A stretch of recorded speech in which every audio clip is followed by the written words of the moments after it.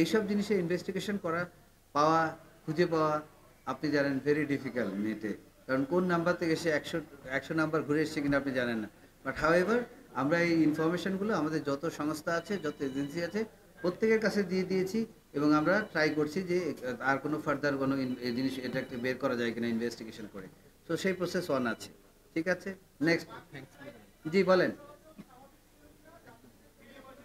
আমি সাহেব, যাত্রী চলাচল অ্যাবসলিউটলি ছিল, কোনো যাত্রীদের কোনো প্যানিক বা কোনো কিছু হয় নাই, বিকজ আমরা ইনিশিয়ালি প্ল্যান করেছি যে সকালে ওই সময়টা আমাদের অনেক এয়ারক্রাফট আসে, একটার পর একটা এয়ারক্রাফট ল্যান্ড করে।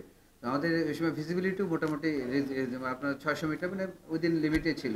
তো আমরা যেটা করেছি, কোনো প্যানিকই ক্রিয়েট না করে পুরো ইভেন্টটা থার্ড টার্মিনালের সামনে নিয়ে গেছি, দূরে নিয়ে গিয়েছি, যাতে যাতে সাধারণ জেনারেল যাত্রী সাধারণের জন্য আসলে কোনো এফেক্ট করে নাই বা তারা কোনো প্যানিকও হয় নাই।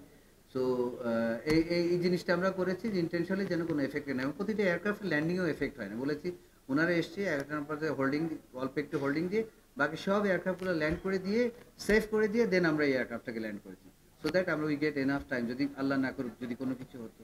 এবং আমাদের প্রথম ক্রাইটেরিয়া ছিল নামার পর যেভাবে হোক আমাদের আমাদের যাত্রীদেরকে আগে সেভ করা, পরে। তো আমরা সেটাই করেছি, অ্যাকচুয়ালি নামার পর যাত্রীদেরকে অতি দ্রুততার সাথে বের করে নিয়ে এসেছি, স্ক্রিনিং করে ওনাদেরকে গাড়িতে ওঠায় এয়ারপোর্টে নিয়ে চলে এসেছি, এবং তারপরে লাগেজগুলোতে দিয়েছি, যাতে কোনো রকম কোনো মিসহ্যাপ যেন না হয় বা দুর্ঘটনা না ঘটে।